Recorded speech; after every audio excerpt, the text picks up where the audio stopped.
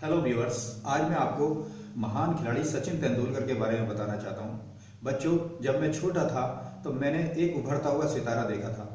अब विनोद कांबली और सचिन तेंदुलकर इन लोगों ने मिलकर 500 से ऊपर ज़्यादा रन अपने स्कूल में बनाए थे।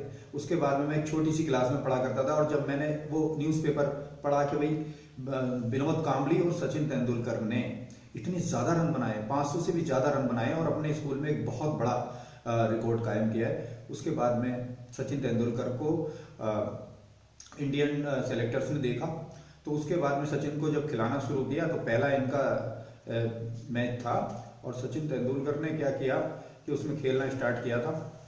पाकिस्तान में खेल रहे थे और जब ये पाकिस्तान में खेल रहे थे तब क्या हुआ कि भाई सचिन ने कुछ उसमें खास नहीं किया था और एक रन में एक पहली बॉल पर कुछ नहीं बनाया, उसके बाद में कुछ नहीं बनाया और उसके बाद में 2 रन्स बनाए थे। उसके बाद में इनकी चोट लग गई थी और ये स्ट्रेचर पर लेटकर सचिन तेंदुलकर रवाना हो गए। हम ये सोच रहे थे कि सचिन तेंदुलकर खेलना आएंगे नहीं आएंगे। बहुत ही पतली पतली कलाइयों का एक खिलाड़ी था, घुंघराले बाल, पतली कलाइयों का खिलाड़ी। हम सोच रहे थे ये क्या है, किसको ले लिया है।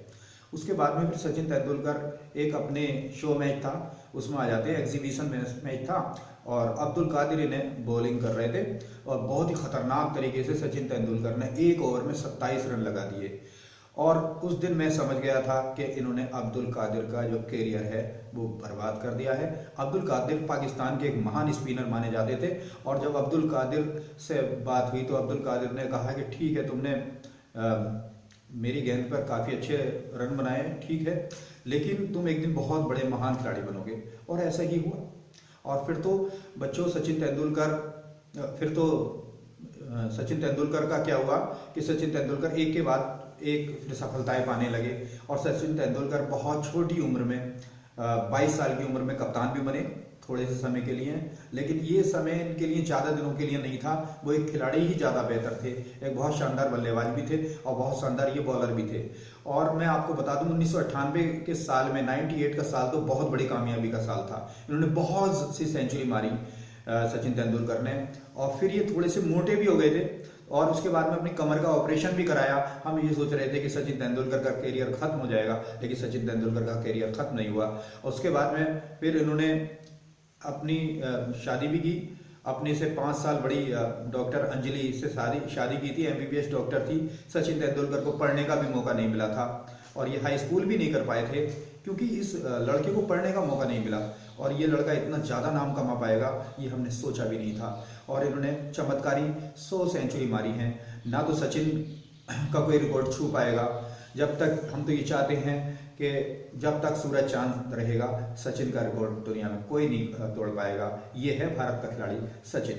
इससे पहले पाकिस्तान के नाम का खौफ रहा करता था, लेकिन वो सचिन ही थे जिन्होंने कि पाकिस्तान के खौफ को उतारा। और आज विराट कोहली हो या महेंद्र सिंह धोनी हो या कोई भी हो, लेकिन सचिन तेंदुलकर के नाम को देख देख कर ही सारे लोग बड़े हुए हैं। सचिन के नक्शे कदम पर पूरा हिंदुस्तान जिया है और सचिन से ही पूरा आवाम था, सचिन से ही हिंदुस्तान था, सचिन के बगैर कुछ नहीं था। हम तो ये सोचा करते थे कि जब सचिन तेंदुलकर रिटायरमेंट ले लेंगे तो हमारा क्या होगा इस महान खिलाड़ी के रिटायर कर जाने के बाद में।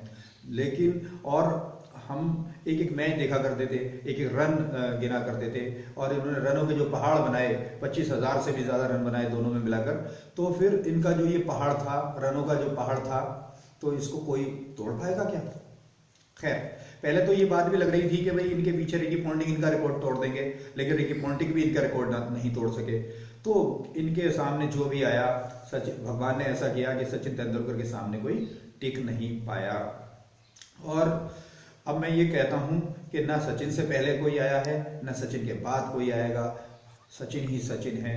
Thank you for viewing this. Thank you very much.